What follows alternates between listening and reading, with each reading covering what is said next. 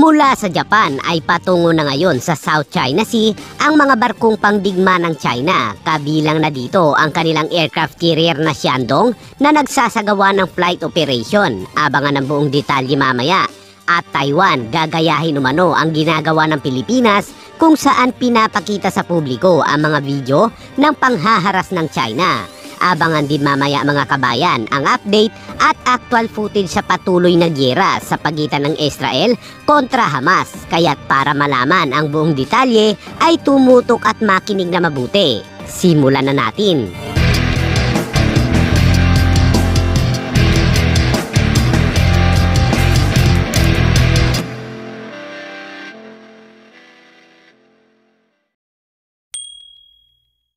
Sinabi ng Defense Ministry ng Japan na nakita ng Maritime Self-Defense Force ang 6 na sasakyang pangdagat ng China, kabilang ang aircraft carrier Shandong na naglalakbay sa Pasipiko, 580 na kilometro sa timog ng Miyakojima Island sa Okinawa. Sinabi ng mga opisyal ng Japan na ang mga sasakyang pangdagat ng China ay dumaan malapit sa Taiwan bago tumawid sa Basi Channel sa pagitan ng Taiwan at Pilipinas at naglalakbay patungo sa South China Sea noong Martes. Kinumpirma rin nila na ang mga fighter jets at mga helicopter na sakay nito ay nagsasagawa ng take-off and landing operation.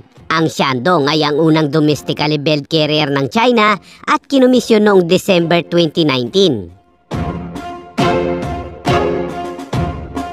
Sinabi ng mga opisyal ng Hapon na naniniwala sila na sinusubukan ng China na pagbutihin ang mga kakayahan ng mga carrier nito. Ngunit ayon sa Japan ay mananatili silang magbabantay at mahigpit na susubaybayan ang sitwasyon at galaw ng China dahil sa patuloy na panghihimasok at babala nito sa rehiyon.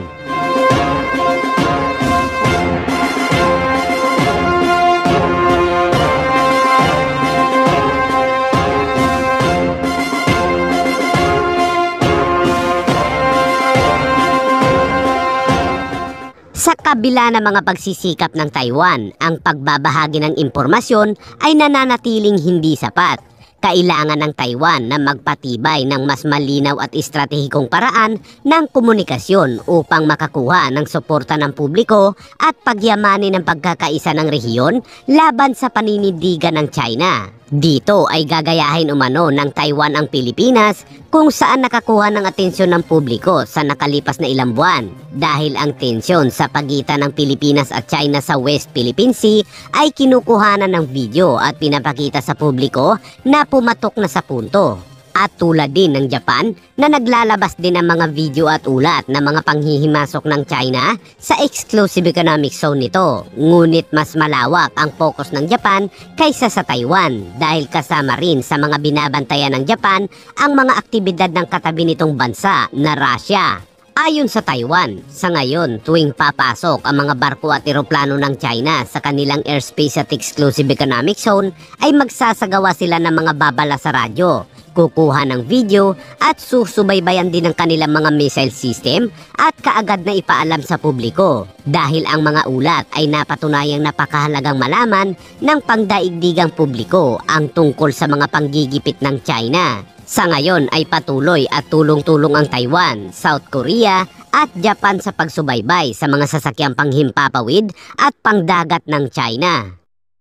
At sa ibang balita naman mga kabayan, isang malaking tanong sa Israel kung ano ang plano nila kapag natapos na ang giyera. Subalit ayon kay Prime Minister Benjamin Netanyahu, aakuin nila ang security responsibility sa Gaza. Dahil ayon sa kanya, kung walang militar na i-deploy upang magbantay sa lugar, ay muling magpaparami at magpapalakas ang Hamas upang muli itong aatake sa Israel.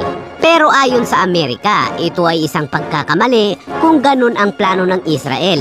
Pero malamang na isa din ng Amerika ang gustong magtayo ng base militar sa Gaza.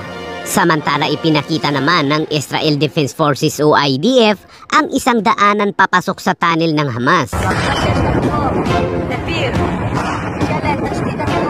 Ayon sa IDF ay nakapokus sila ngayon sa paghahanap ng mga tunnel dahil nahihirapan umano silang mahanap kung saan nakatago ang mga hostages ng Hamas. Sa dami ng mga tunnel ng Hamas, sa kasalukuyan ay nasa 100 tunnel na ang nadiskubre at pinasabog ng IDF gamit ang kanilang mga exclusive device.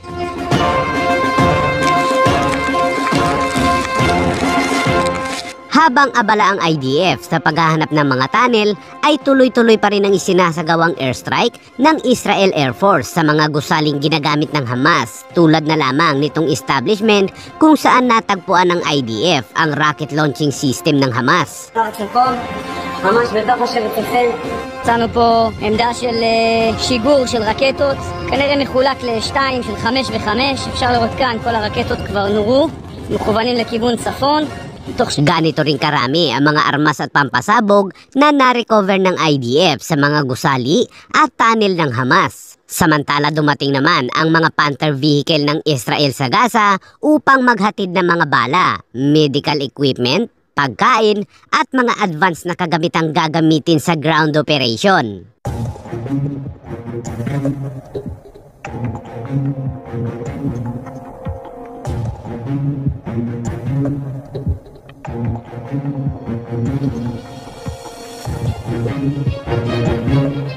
Nakumbinsi naman ng Israel at nilalalayan ang daang-daang mga sibilyan upang lumikas muna patungong Southern Gaza para sila ay maging ligtas sa operasyon.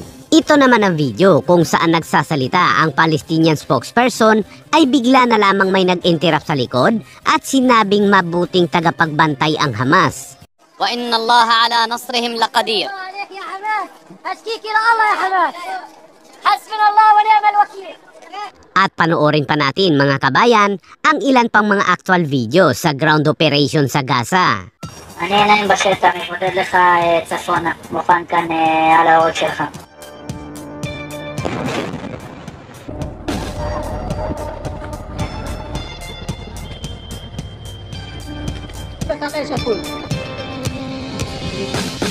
אתם משמשים את האויב בחיבור בעצם מסנני אוויר לתת קרקע. נכנסים להילחם עכשיו.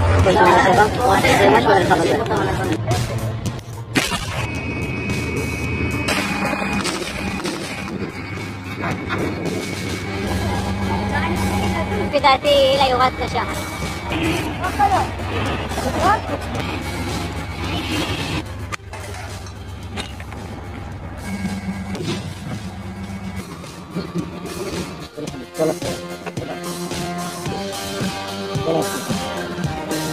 תודה לכם. שיהיה לכם בהצלחה. ותפסיקו את הלקחים, הלקחים הם טובים מאוד, באמת הרבה חוכמה. שיהיה הצלחה ורוח יש. מה אתה עושה אחרי